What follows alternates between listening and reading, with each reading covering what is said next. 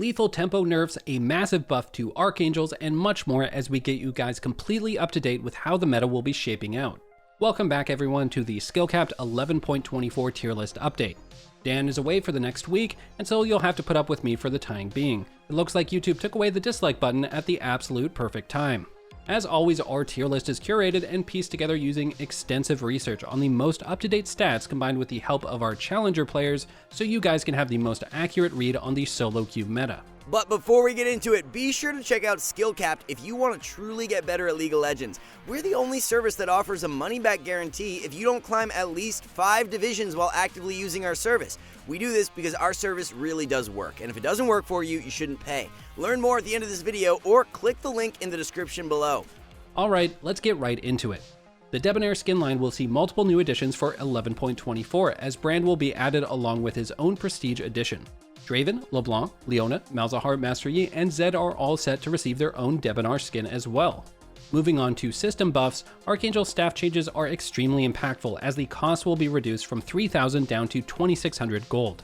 This is a little controversial to say the least, as Kassadin, who's always on top of the mid lane meta, will only become stronger. Anivia, Ryze, Cassiopeia, and Orianna are going to see a nice indirect boost in strength from this change too. The cost of Crown of the Shattered Queen is already quite low at only 2,800 gold, so now that Archangel costs 2,600, you can reach a mid-game spike much quicker.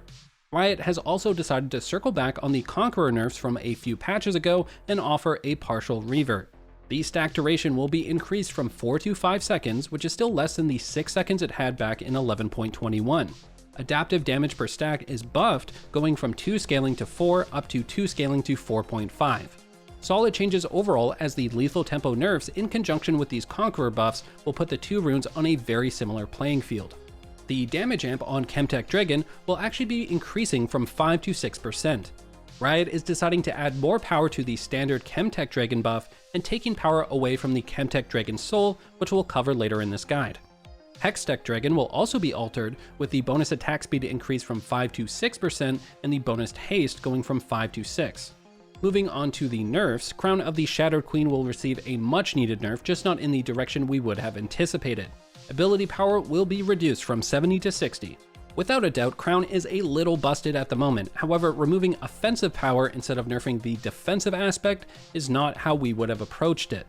The Crown's passive is insanely strong as you take 75% reduced damage for 1.5 seconds after being hit. We would have much preferred to see that 75% nerfed, as originally way back on the PBE, Riot had it down to 65% to begin with. The defensive power of Crown, along with Zhonya's, gives mages a little bit too much wiggle room and survivability. Overall, we don't expect Crown to fall out of the meta just yet with this change, as the passive will remain super broken. Victor will be taking a sizable beating for 11.24, as Cosmic Drive will be nerfed as well. Ability power will drop by 10, going from 75 down to 65. Health is also being lowered from 250 to 200. The Spell Dance movement speed is chopped, going from 20 decaying to 10% down to 15 decaying to 5%. Honestly, pretty massive nerfs to Cosmic Drive, but we have to give credit to Riot where credit is due. Instead of going ahead and directly nerfing Victor, they've started off by nerfing items which were the leading factors in his power shift. We expect Victor to remain in a strong state, just not as the most OP mid laner in the game. Struggling mages like Ryze and Cassiopeia will definitely feel the effects of this nerf, but the Archangel's changes will still help to make up for it. Predator buffs from way back in 11.18 are being completely reverted. It's odd that Riot doesn't issue some sort of a partial revert here, as the rune was used very sparingly before it was buffed. Max bonus movement speed will drop from 60 to 45%, while the bonus movement speed ramp-up time is increased from 1 to 1.5 seconds. Singed, Vladimir, Twisted Fate, and Hecarim are a few champions who will feel the effects of the nerf the most, as Predator had become their #1 keystone. Certain champions like Talon or Blitzcrank, who ran Predator but still have a perfectly viable alternative keystone, will be just fine. If you're an AD carry main, then these nerfs will be more than welcomed, as playing against multiple Predator champions is just a nightmare. Even Shroud is outperforming Locket by a large margin on most engaged support, so Riot's looking to even the playing field. Passive damage will be reduced from 12 to 9%. Duration of the damage buff is lowered from 5 to 4 seconds. A solid nerf to champions like Leona, Blitz, Maokai, and Thresh, but nothing big enough to cause a shift in the meta. All we expect out of this nerf is for Locket to rival Even Shroud as viable mythics. Tank top laners and junglers have come out swinging in preseason, so a nerf to Frostfire is in store. Frost is heavily outperforming Sunfire on most tanks at the moment, which is the reason for the nerf. Passive base damage is being lowered from 20 scaling to 100 down to 12 scaling to 85. The 0.5% max health ratio on that damage is being completely removed. With how broken Mundo and Tahm Kench are in the preseason, this nerf is definitely warranted, but we don't expect much out of it in the grand scheme of things. As Sunfire is still a great alternative, and Frostfire was just overtuned, so tanks will remain potent options. New Lethality Edition Axiom Arc is graded with its first alteration since release, and to no one's surprise, it's a nerf. Passive Ultimate Refund is lower from 25 to 20%. The value from this passive alone has led to it being purchased on AP champions like Karthus as a fourth option, which is just absurd. It makes sense for Riot to go this direction in nerfing Axiom, as the power from its passive alone is completely nuts for late game teamfights. This nerf won't lead to Axiom falling out of the meta, but it will be more in line with other lethality options instead of a no-brainer pickup. Chemtech Dragon Soul will be hit with a more than deserved nerf for 11.24. The win rate of Chemtech Dragon Soul for 11.23 was a whopping 91.4%, which was 2% more than any other soul. For context, Ocean and Hextech Soul trail behind at an 89.5% win rate. To bring Chemtech Soul more in line with the others, Riot will be reducing the bleed out time from 5 to 4 seconds. In addition, your damage output reduction will be increased from 33 to 40%. So it's no secret how broken lethal tempo has become this preseason, so Riot has a few adjustments penciled in. Melee attack speed per stack is lowered from 15 to 13%. In total, when you max out at 6 stacks, you'll be missing out on 12% attack speed. This equates to a 300 gold worth of stats loss, as a dagger provides 12% attack speed and costs 300 gold. Like we mentioned earlier, with Conqueror buffed, lethal tempo will no longer be the clear-cut best options for champions like Jax and Aurelia. On the flip side though, attack speed for ranged characters is being buffed, going from 5 to 7% per stack. This is something we definitely wanted to see happen, as the attack speed was just so low compared to the old lethal tempo for ranged.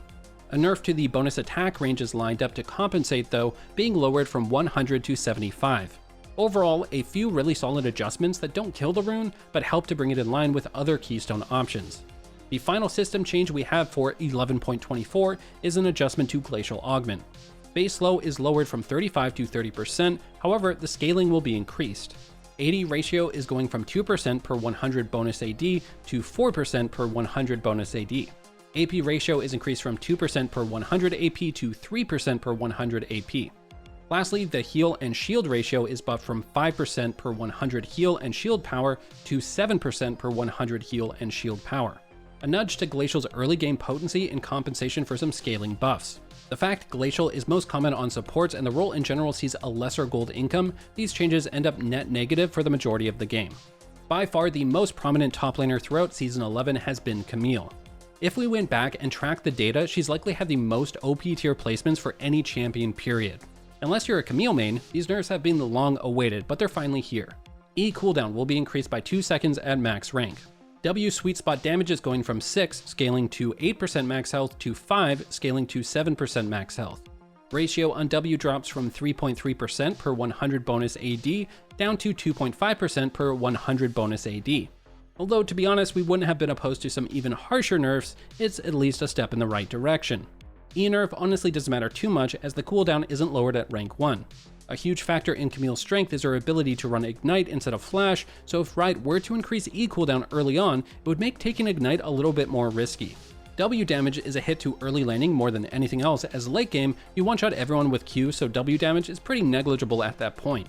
Overall, our analysts don't believe these nerfs are enough to completely push Camille out of the meta, as she will drop 1 tier from OP into S for 11.24. Riot has listed these Kled changes as adjustments, but from what we've been able to gather, it's a massive nerf to tank Kled. Skarl base HP will now count as base HP. Before, Skarl's base health would be considered bonus health, which led to amazing synergy with Titanic Hydra, Sunfire Aegis, and Gargoyle Stone Plate.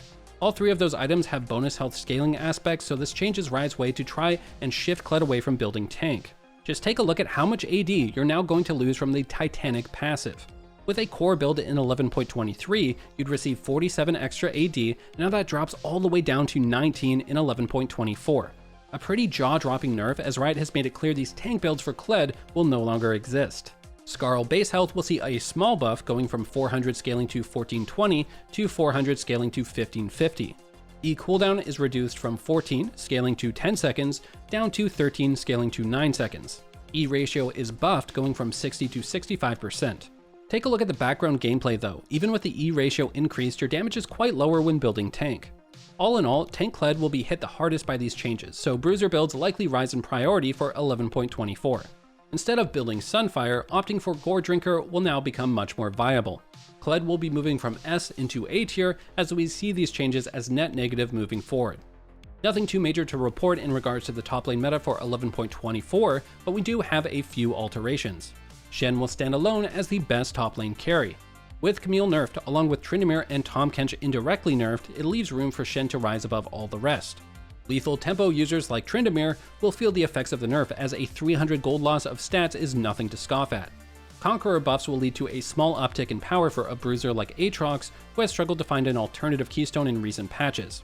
And it's a sad day for Singed mains, as Predator was one of the only factors keeping the champion afloat. Nerfs will hit pretty hard and force us to move the Mad Scientist into B tier. Teemo, Mundo, and Nasus are your best bets to climb low elo the fastest, on top of the ban list for 11.24 to include Shen, Camille, and Tahm Kench. A change that so many Ivern players have been waiting for is finally here in 11.24. Krug experience will be increased from 37 to 95, while gold is going from 39 to 85. The Krug camp was just so worthless to clear in previous patches for Ivern due to the minuscule XP and gold you would receive. Although the buff isn't meta shifting, Ivor's Krug neglect will come to an end and allow him to keep pace with other junglers a little better. Our friend of the forest finds a nice spot in the A tier. The Ivern buff is the only direct jungle change for 11.24, so let's get right into the tier list. Nunu, Vi, Warwick, and Viego are locking down OP tier slots as the premier carry junglers. Tank junglers like Nunu have really taken over this preseason, and assassin junglers have been left behind. Sunfire buffs were huge for Nunu, while the XP reduction on Scuttle Crab means playing for Double Crab is way less necessary. This allows Nunu to hard focus one side of the map and just continually spam gank to snowball a lane out of control.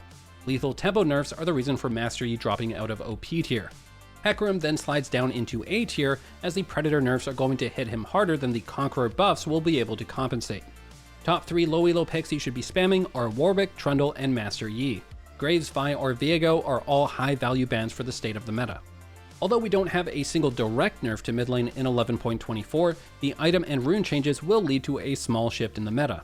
Get your permabans ready though, as you're not going to want to let Kassadin through the draft.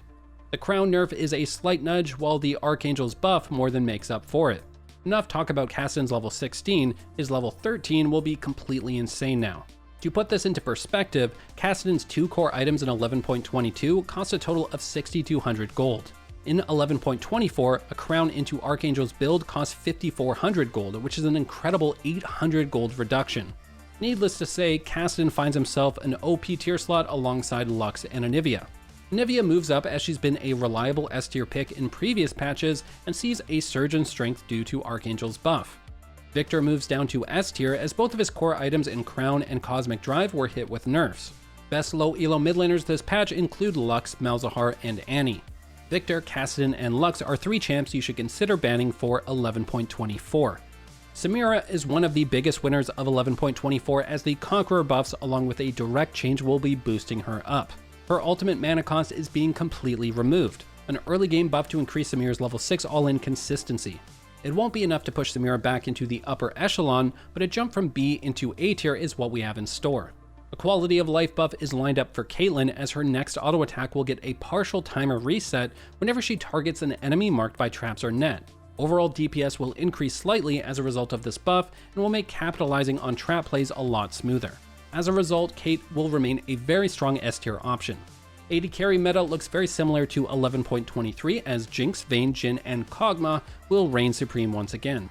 We expect the lethal tempo adjustments to be relatively net neutral, which means champions like Jinx, Vayne, and Kog'Maw won't see a significant power shift.